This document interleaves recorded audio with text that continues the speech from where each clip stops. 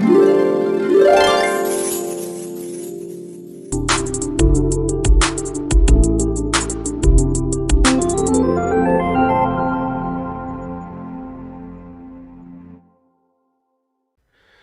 Back to everyone. छोटे छोटे प्रयास से ही बड़े काम सफल होते हैं। सिर्फ पढ़ने से बच्चों एग्जाम क्लियर नहीं होगा, आपको प्रैक्टिस करना होगा। इसलिए आज मैं आपको इंपॉर्टेंट क्वेश्चंस के साथ आया हुआ हूं, ताकि आपको जो थ्योरेटिकल पार्ट आपने पढ़ा था वो रिवाइज हो जाए और क्वेश्चंस के मदद से आपके दिमाग में फिट हो जाए। जी हाँ, अलजेब्रा के इंपॉर्टेंट क्वेश्चंस मैं लेके आया हुआ हूं बच्चों, और यहां पे हम लोग इंपॉर्टेंट ट्रिक्स भी देखेंगे कि कैसे आसानी से हम सॉल्व कर पाए, और अगर आप कुछ भूल गए होंगे तो वो मैं रिकॉल भी करवा दूंगा। कुछ ही सेकंड में आप इसको सॉल्व कर पाओगे। यहाँ पे क्वेश्चंस एमसीक्यू फॉर्म में होंगे, यानी मल्टीपल चॉइस क्वेश्चंस होंगे, और उसको सॉल्व करने का जो बेस्ट अप्रोच होगा वो मैं आपको देने वाला हूं। तो चलिए बिना देरी किए हुए हम लोग क्वेश्चन स्टार्ट करते हैं। पहला question, how many terms are in the expression. यानी टर्म्स का मतलब हिंदी में क्या होता है बच्चों? पद। एक्सप्रेशन, एक्सप्रेशन का मतलब ये, ठीक है, कि किसी भी एक्सप्रेशन में टर्म्स कैसे काउंट होता है, किसी भी एक्सप्रेशन में टर्म कैसे काउंट होता है। तो जितना इसमें प्लस माइनस साइन आपको दिखाई देगा बच्चों, उतने टर्म्स होंगे। क्या करना आपको? प्लस एंड माइनस साइन को क्या करना है आपको? काउंट करना है। जल्दी से आप काउंट करो कितने प्लस माइनस साइन है ना, वही उतने क्या हो जाएंगे? नंबर ऑफ टर्म्स हो जाएंगे। नंबर ऑफ टर्म्स अगर निकालना हो आपको तो प्लस और माइनस साइन को काउंट कर लो। तो इसमें कितने हैं बच्चों? तो बोलोगे सर इसके पहले प्लस साइन होता है इसलिए लिखा नहीं जाता। तो बोलोगे सर एक यहां पे है, एक यहां पे है और एक यहां पे। तो कितने प्लस माइनस साइन टोटल दिखा बच्चों? 3। सो कितने टर्म हो गए? 3। बहुत आसान क्वेश्चन था, बट बहुत एग्जाम में हमेशा पूछा जाता है। बेसिक कंसेप्ट आपका तैयार है या नहीं है? तो अगले बार कभी भी अगर पूछा जाए, चलो एक और क्वेश्चन लिख के मैं दिखाता हूं। 9x plus 5y minus 7xy plus 8 is equal to 0। कितने टर्म है बच्चों? जल्दी से कमेंट बॉक्स में बताओ कितने टर्म इसके अंदर आपको दिख रहे हैं। तो जल्दी से बताओ कितने होंगे। तो प्लस माइनस साइन काउंट करना है। तो एक साइन यहां पे हुआ, 1 2 3 4। तो कितने हो गए बच्चों? 4। तो कितने टर्म हो गए इसमें? 4 टर्म हो गया, 4 पद हो गया। तो अब कभी भी किसी भी एक्सप्रेशन में या किसी इक्वेशन में आप टर्म इजीली काउंट कर पाओगे। चलो इसमें कोफिशिएंट बताना है बच्चों वाई क्यूब का, बट इस इक्वेशन को थोड़ा ठीक कर लो, मुझे मिस्टेक दिख रहा है। X square y square minus 5y cube plus 4 into x y. अब ये सही दिख रहा है मुझे। अब बताओ इसमें आपको कोफिशिएंट बताना है। कोफिशिएंट का मतलब क्या होता है? अगर आप डेफिनेशन जानते हो तो बहुत इजीली इसका आंसर कर पाओगे। कोफिशिएंट जो होते हैं ये डिफाइंड होते हैं किसके लिए?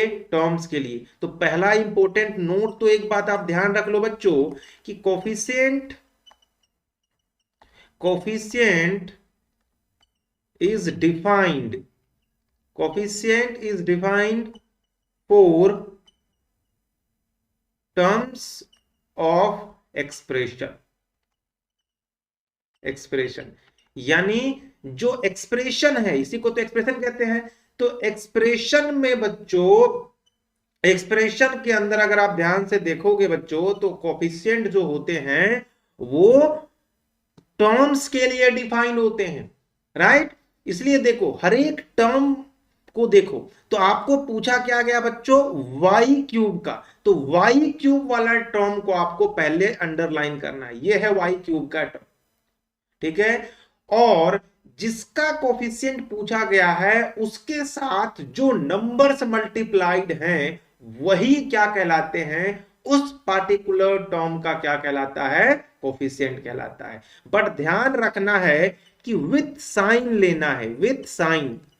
यानी अगर प्लस में होगा तो प्लस में, माइनस में होगा तो माइनस में। तो y क्यूब के साथ -5 मल्टीप्लाइड है, इसका मतलब y क्यूब का जो कोफिशिएंट होगा वो -5 होगा, यानी ऑप्शन बी आपका करेक्ट होने वाला है।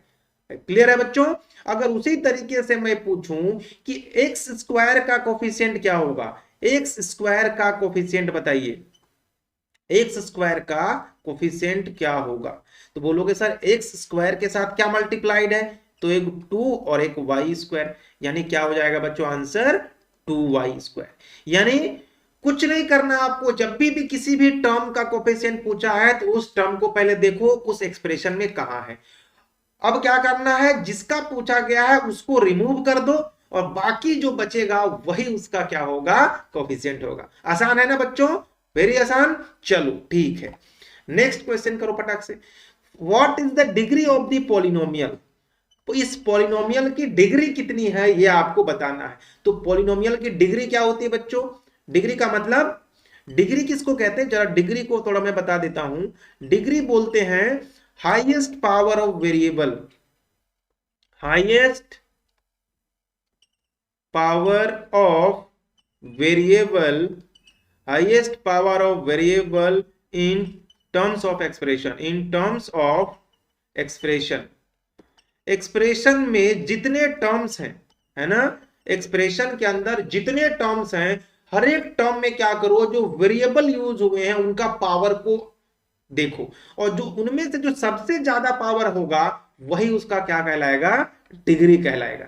अब जैसे एक टर्म तो ये है, दूसरा टर्म ये है और तीसरा टर्म ये है, तो यहां तो वेरिएबल का पावर क्या है, 0 है। यहां पर x का 1 है और y का 3 है, तो कितना हो गया 4। यहां पर x का 4 है, y का 2, यहां हो गया 6। तो बताओ एक में 6 है, एक में 4 है और एक में 0 है, तो सबसे ज्यादा कौन हुआ बच्चों, हाईएस्ट बोला था ना मैंने, सबसे ज्यादा 6 हुआ, तो आंसर क्या हो जाएगा, ऑप्शन सी आपका करेक्ट हो जाएगा। क्लियर है? तीसरा क्वेश्चन, नहीं चौथा क्वेश्चन, आपको बताना है कि इसमें कौन पॉलिनोमियल नहीं है, बहुपद नहीं है। बहुपद किसको कहते हैं बच्चों, कि बहुपद के लिए क्या होता है, एक अलजेब्राइक एक्सप्रेशन होता है, अलजेब्राइक एक्सप्रेशन होता है, अलजेब्राइक एक्सप्रेशन होता है ना, जिसमें जो डिग्री होती है ना, जो डिग्री होती है वो क्या होनी चाहिए, होल नंबर होना चाहिए, होल नंबर, यानी पूर्ण संख्या होना चाहिए, पूर्ण संख्या होना चाहिए, पूर्ण संख्या होना चाहिए, होल नंबर होना चाहिए। और जिसमें होल नंबर नहीं होगा वो कभी भी हमारा जो है वो पॉलिनोमियल नहीं होगा। तो अब इसमें से बताओ कौन ऐसा है जिसमें होल नंबर नहीं है, तो बोलोगे सर ये वाला बी में देखो लिखा हुआ है 3x का पावर -2 प्लस 5x। तो देखो जो पावर है वही तो क्या कहलाता है, डिग्री, और ये -2 और -2 होल नंबर होता है क्या बच्चों, बोलोगे नहीं सर, होल नंबर तो 0 1 2 3 4 5 होता है, नेगेटिव का तो चांस ही नहीं है, यानी यही हमारा सही हो जाएगा। वैसे भी देखो बाकी तीनों में तो होल नंबर ही है। बहुत आसान हो गया कि नहीं बच्चों? चलो पांचवा question, identify the monomials of the given expression. बच्चों जब अलजेब्राइक एक्सप्रेशन की बात करते हैं, जब अलजेब्राइक एक्सप्रेशन की बात करते हैं, तो अगर एक टर्म हुआ ना, एक टर्म होता है तो उसको हम लोग बोलते हैं मोनोमियल या एक पद, मोनोमियल। अगर दो टर्म हुआ ना, दो टर्म्स अगर उसके अंदर हैं तो बोलेंगे बाइनोमियल। क्या बोलेंगे, बाइनोमियल। तीन टर्म अगर दिखा, उसमें तीन पद दिखा तो ट्राइनोमियल। क्या बोलेंगे, ट्राइनोमियल। और अगर तीन से ज्यादा, चार या ज्यादा, चार या ज्यादा अगर दिखा तो उसको बोलते हैं पोलिनोमियल। क्या बोलते हैं, पोलिनोमियल, पोलिनोमियल कहते हैं। ठीक है, तो अब इनमें से बताओ मोनोमियल कौन सा होगा बच्चों। तो अभी तो मैंने टर्म काउंट करना सिखाया था ना, कि जितने प्लस या माइनस साइन दोनों में काउंट करो, अगर दो प्लस माइनस साइन दिख रहा होगा तो दो टर्म हो गया। तो इसमें बताओ हमको क्या चाहिए, मोनोमियल चाहिए यानी एक पद चाहिए। तो एक पद का मतलब एक ही प्लस माइनस साइन चाहिए, तो इसी में एक है बच्चों, यानी ऑप्शन बी जो है वो करेक्ट होने वाला है। बच्चों कैसा लग रहा है लेक्चर, जल्दी से बताओ। अगर ये आपको पसंद आ रहा है तो अपने दोस्तों के साथ इसको जरूर शेयर करना, और अगर अच्छा नहीं लग रहा है तो कमेंट बॉक्स में बताना कि आपको और किस प्रकार का वीडियो चाहिए, और डिटेल में चाहिए या थोड़ा जल्दी में चाहिए। क्योंकि मैं यहाँ बहुत डिफरेंशिएटेड माइंड के बच्चे होते हैं, तो मैं ऐसा लेक्चर डिजाइन करता हूं कि ताकि छोटे से छोटे दिमाग वाला बच्चा भी इसको बहुत आसानी से समझ पाए। ठीक है, ओके। तो अब इसे सॉल्व करके बच्चों आपको x फाइंड आउट करना है, x क्या वैल्यू निकालना है। तो 2 इंटू एक्स प्लस थ्री, ये क्वेश्चन को मैं थोड़ा लिख देता हूं ठीक से, और इधर है 3 into x minus one, right. अब यहां से x चाहिए, तो बच्चों डिस्ट्रीब्यूटिव लॉ है। डिस्ट्रीब्यूटिव लॉ क्या कहता है कि ये अंदर जाके इसको भी मल्टीप्लाई होगा और इसको भी मल्टीप्लाई होगा। मैंने आपको डिस्ट्रीब्यूटिव लॉ पढ़ाया है। तो ये क्या हो जाएगा बच्चों, 2x, और 2 से 3 को मल्टीप्लाई करोगे तो 6। मैंने मल्टीप्लिकेशन सिखाया है ना आपको अलजेब्रा का। अगर आपको अलजेब्रा का मल्टीप्लिकेशन नहीं करने आता है, एडिशन सब्ट्रैक्शन बच्चों, तो आप मेरा पीछे वाला वीडियो जरूर देखना, आप जरूर इसको बहुत इजीली कर पाओगे। 3 इंटू एक्स करोगे तो 3x, और 3 को 1 से करोगे बच्चों तो -3। अब क्या होता है, इसको सॉल्व करने के दो तरीके होते हैं बच्चों, एक तो ट्रांसपोजिशन और दूसरा होता है बच्चों बैलेंस मेथड। तो मैं ट्रांसपोजिशन करके बताता हूं कि अगर किसी भी टर्म को लेफ्ट हैंड साइड से राइट हैंड साइड में, या राइट हैंड साइड से लेफ्ट हैंड साइड में अगर आपको ट्रांसपोज करना होगा, तो आप प्लस, तो प्लस जो है बच्चों वो माइनस हो जाता है, माइनस बच्चों प्लस हो जाता है, मल्टीप्लाई बच्चों डिवाइड हो जाता है, और डिवाइड बच्चों क्या हो जाता है, मल्टीप्लाई हो जाता है। ये ट्रांसपोजिशन का रूल होता है टर्म का। अब ऐसा क्यों होता है, ये बैलेंस मेथड से हम लोग इसको समझेंगे। तो हमें क्या करना है, 2x को बच्चों इधर में ले जाना चाहता हूं, तो उधर ले जाऊंगा तो 3x पहले से है, तो यहां प्लस में था तो माइनस में आ जाएगा, और ये 6 पहले से था, ये -3 को जब इधर ले आऊंगा बच्चों तो माइनस जाके प्लस में हो जाएगा, तो -3 क्या हो जाएगा बच्चों, +3 हो जाएगा। अब यहां से देखो 6 और 3 9 हो गया, और 3 में से 2x गया तो बच्चों x हो गया, यानी x, अब x का वैल्यू मिल चुका है, x का वैल्यू 9, बट यहां से एक भी ऑप्शन नहीं मिला, तो सही आंसर क्या होना चाहिए बच्चों, 9 होना चाहिए इसको सॉल्व करने के बाद। अब ये सही है या नहीं पता क्या चलेगा, आप 9 यहां वैल्यू पुट करो तो देखोगे 9 पुट करते ही ये इधर वाला पार्ट और इधर वाला पार्ट इक्वल हो जाएगा। अगर आपको एक बार करके अगर लगता है कि इसमें सर मुझे लगता है कि ये गड़बड़ है, तो आप इसको एक बार करके देखो। यहां 9 पुट करो तो 9 और 3 कितना हो गया बच्चों, 9 3, और यहाँ 2 हो जाएगा, और इधर बोलोगे तो 3 9 -1, तो 9 में से 1 गया तो 8, और 8 3 जा कितना हो गया बच्चों 24। इधर करोगे 9 3 12, और 12 2 जा 24। देखो इधर भी 24 मिला, इधर भी 24 मिला, इसका मतलब हमने जो किया वो क्या था, करेक्ट था। चलो अब नेक्स्ट क्वेश्चन लेते हैं मल्टीप्लाई करने। देखो मैंने हर टाइप के क्वेश्चन लिए बच्चों, फैक्टराइजेशन, रूट के ऊपर, और भाई जितने टाइप के देखोगे सारे टाइप के क्वेश्चन मैंने लिए हैं। अब लास्ट तक बने रहो, एक एक क्वेश्चन आपको समझ में आएगा। चलो मल्टीप्लाई करना है, जल्दी से मल्टीप्लाई करो। तो मल्टीप्लाई का एक तरीका होता है बच्चों कि पहले वाले टर्म्स को इसके साथ मल्टीप्लाई करते हैं, फिर +5 से x -5 ऐसे करते हैं बच्चों। अब इसको करोगे तो हो जाएगा x² - 5x होगा, और 5 को 1 से करोगे तो ये भी 5x, और प्लस माइनस -25 हो जाएगा।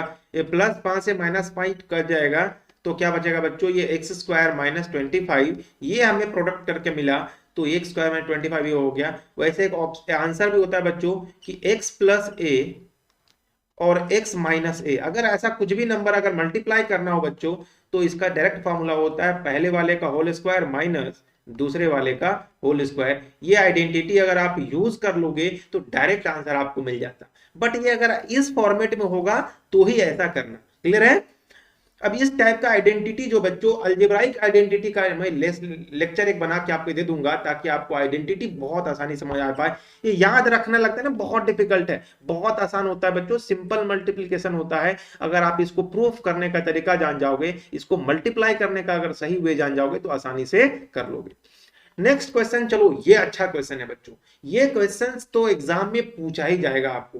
पहला है कि इफ x + y = 10 और xy = 21, तो x² + y² क्या होगा, ये बताओ बच्चों। अगर कभी आपको x² + y² नहीं कहा और दिया क्या है बच्चों, x + y का y दिया हुआ इज इक्वल टू 10, तो क्या कर दो, दोनों साइड स्क्वायरिंग कर देंगे। नहीं, जैसे मान लो ये क्या होता है ना बच्चों, देखो ये होता है बराबर साइन का मतलब होता है क्या, देखो इसे बाजार में जाते होगे तराजू देखे होगे, तो तराजू में क्या होता है, एक इधर पड़ रहा होता है, एक इधर पड़ रहा होता है, और ये जो बीच में एक डंडा होता है ना, वही बराबर साइन का मीनिंग हुआ, वही डंडा। अगर इधर आप 5 kg डालोगे, इधर भी 5 kg डालोगे, तभी भी ये डंडा क्या रहेगा बच्चों, सीधा रहेगा। थोड़ा भी कम ज्यादा कर दोगे तो एक तरफ झुक जाएगा। तो ये बराबर साइन का मतलब क्या होता है कि आप वैल्यूज को यहां जब रखोगे तो ये इसको हमेशा बराबर रखेगा। क्लियर है बात? तो अगर आप इधर में दो दो ऐड करना है, इधर भी 2 ऐड कर दो, तब ये हमेशा वैलिड रहेगा। ठीक है, तो हम इधर क्या करते हैं, होल स्क्वायर कर देते हैं बच्चों। तो अगर इधर होल स्क्वायर कर दोगे तो इधर भी होल स्क्वायर कर दो। नहीं, इधर करोगे तो क्या, इसको जब मल्टीप्लाई करोगे ना इसको, अब x प्लस वाई इसका पावर 2 का मतलब क्या हुआ कि x प्लस वाई, एक बार 2 बार इसको लिख दो मल्टीप्लाई फॉर्म में, और इसको मल्टीप्लाई करोगे तो क्या आएगा बच्चों, मैं डायरेक्ट लिख देता हूं, X square plus 2 into x Y और plus Y square is equal to 100। अब देखो एक्स वाई का वैल्यू आपको दिया हुआ था 21, तो इसको लगा दो 21, तो x square plus Y square plus 2 into 21 कितना होता है, 42 इज इक्वल टू 100। तो x square plus Y square is equal to 100 minus 42, तो 100 में से 42 कितना बचेगा बच्चों, 8 और 9 में 4 गया तो 5, 58, 58, और 58 ऑप्शन बी में है। बहुत इंपॉर्टेंट क्वेश्चन है बच्चों, इसको ध्यान में रखना। और यही मेथड जो है बच्चों, मुझे लगता है सबसे आसान मेथड होता है और जेन्युइन मेथड होता है। नहीं तो बहुत सारे लोग पता है क्या कर लेते हैं, बहुत सारे लोग इसको निकालने का एक फॉर्मूला बना देते हैं, और वो फॉर्मूला क्या यूज करते हैं कि कभी भी अगर x प्लस वाई और एक्स वाई दिया हुआ है, और अगर आपको x square plus Y square अगर निकालना है, तो कुछ मत करो, x प्लस वाई का होल स्क्वायर निकाल दो, है ना, और उसमें से और क्या कर दो बच्चों, माइनस कर दो 2xy, 2xy माइनस कर दो। अब ये फॉर्मूला लोग रट्टा मार के रख लेते हैं। अब x प्लस वाई आपको पता है 10, 10 का स्क्वायर क्या हो गया 100, और माइनस एक्स वाई 21 दूने 42, तो 100 में से पहले गया तो बचा कितना बचता है बच्चों, 58। तो ऐसे करना कोई जरूरी है क्या, हमें तो सिर्फ ये मल्टीप्लीकेशन वाला रूल पता होना चाहिए, आसानी से सॉल्व होगा। अब है sum of two number is 15 and product 56 है, सॉरी, है ना, हाँ, सम ऑफ दो नंबर का जोड़ोगे अगर तो 15 आ जाएगा, और दोनों को मल्टीप्लाई करोगे तो 56 आ जाएगा। ठीक है, दो नंबर को जोड़ो, तो अगर पहला नंबर x हुआ बच्चों, तो दूसरा नंबर कितना हो जाएगा 15 माइनस एक्स, तभी तो दोनों को जोड़ के क्या मिलने वाला है 15 मिलेगा। अब दोनों को गुना करोगे तो 56, तो x गुना 15 माइनस एक्स जब गुना कर देंगे तो 56 मिलना चाहिए ना, ये पहला नंबर और ये दूसरा नंबर, देख लो इनको जोड़ोगे तो 15 मिल रहा है क्या, x और x कट जाएगा तो 15 बचेगा, और दोनों को गुना करके 56 मिलना चाहिए। अब करो जल्दी फटाफट क्या मिलने वाला है, तो ये 15x माइनस एक्स स्क्वायर बराबर 56, सबको उधर ले जाओ तो क्या मिलेगा, x square minus 15x and plus 56 is equal to 0।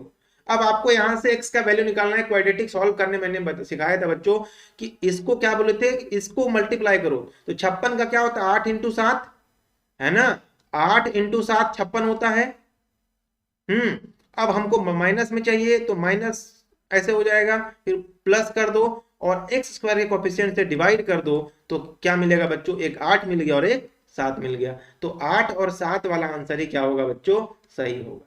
नहीं तो अब एक तरीका भी है, इसको ऐसे कर लो, अगर ये डायरेक्ट नहीं समझ में आया ऐसे कर लो, X square minus 15x plus 56 बराबर 0, फैक्टर कर दो, तो x square minus 8x minus 7x and plus 56 बराबर 0।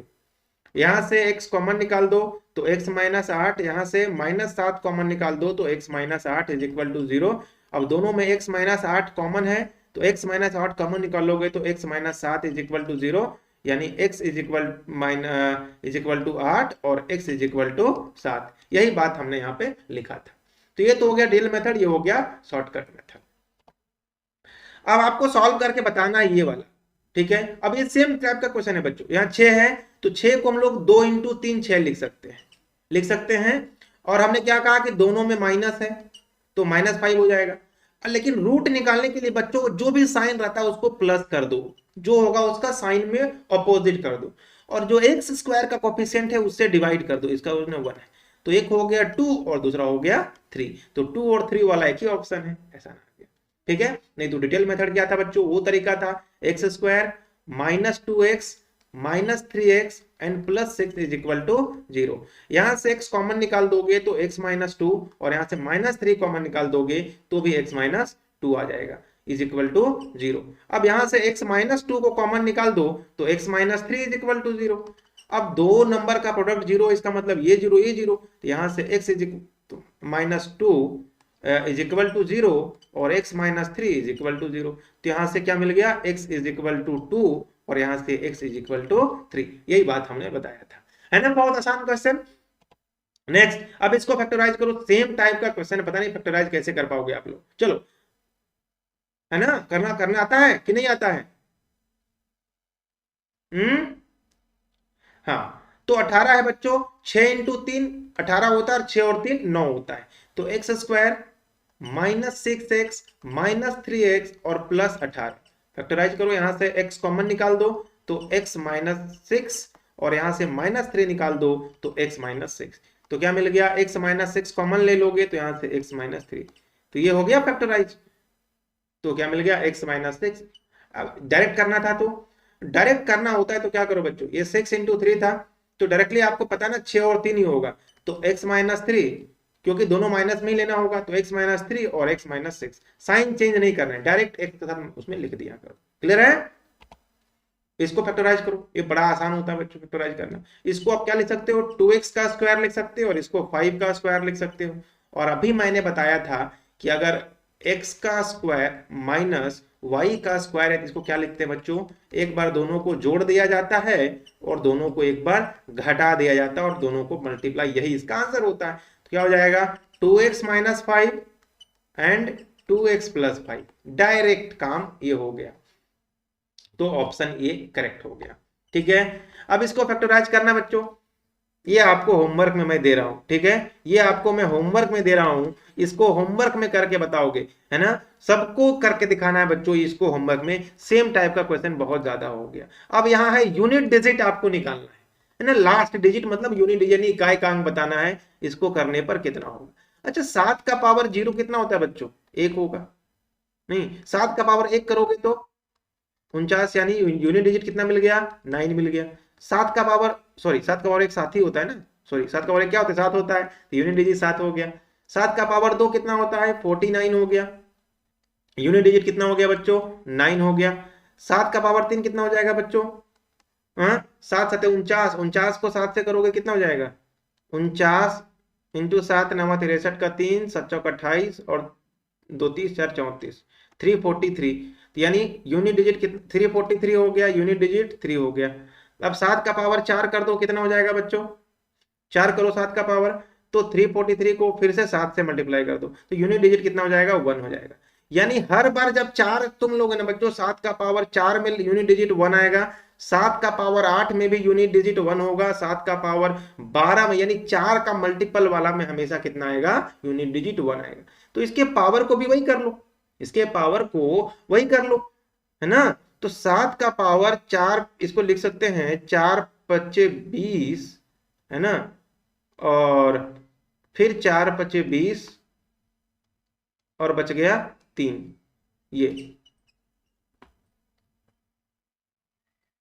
ये होगा ना। चलो, यानी 4 7 का पावर 4 इंटू 505 और प्लस 3। अब अब इसको ऐसे लिख सकते हो, 7 का पावर 4 इंटू 505 इंटू 7 का पावर 3। अब यहां से करोगे तो क्या हो जाएगा बच्चों, 4 का मल्टीपल है तो यूनिट डिजिट कितना होगा, यहां से तो 1 हो जाएगा, और यहां से करोगे तो 3 बार में कितना मिला था, 3 मिला था ना, 3, तो 3 तो 1 कितना होता है 3, यानी ऑप्शन नंबर बी इसका करेक्ट हो जाएगा। क्लियर है, कोई दिक्कत नहीं है। अब इसमें एक्स फाइंड आउट करना है। क्वेश्चंस क्या है बच्चों यहाँ पे कि 4 का power x is equal to 64 है, तो 4 को क्या लिखते हैं, 2 का power 2 is equal to x, या इसको ऐसे रहने दो, 4 का पावर x ले, इसको क्या लिख सकते हैं, 4 का पावर 3 लिख सकते हैं क्या, क्योंकि 4 को 3 बार गुना करोगे तो 64 आता है कि नहीं आता है बच्चों, बोलो। हाँ, तो यहां से x, अब देखो बेस दोनों का सेम है और कहता है ये बराबर भी है, तो x को क्या लेना होगा कि इसके बराबर हो जाएगा, बोलोगे सर 3 ही लेना होगा। ऑप्शन बी करेक्ट है। चलो नेक्स्ट, यहां भी सेम टाइप का क्वेश्चन है कि 2 का power x plus 1 is equal to 16 है। तो यहां से भी एक सोचना है आपको, तो 2 का power x plus 1 is equal to 16 को 2 का पावर 4 लिखते हैं। अब देखो बेस सेम है तो 4 को इसके बराबर होना पड़ेगा तभी दोनों इक्वल होंगे, यानी x प्लस 1 को 4 के बराबर होना पड़ेगा, यानी x को 3 होना पड़ेगा। ऑप्शन बी करेक्ट है। तो कैसा लगा क्वेश्चंस बच्चों, कमेंट बॉक्स में अपना राय जरूर देना, और जो होमवर्क में जो क्वेश्चंस मैंने दिया है उसको जरूर सॉल्व करना। आई होप कि ये सेशन आपको बहुत पसंद आया होगा, इसे दोस्तों के साथ शेयर जरूर करें। तब तक के लिए थैंक यू सो मच, मिलते हैं अगले लेक्चर में।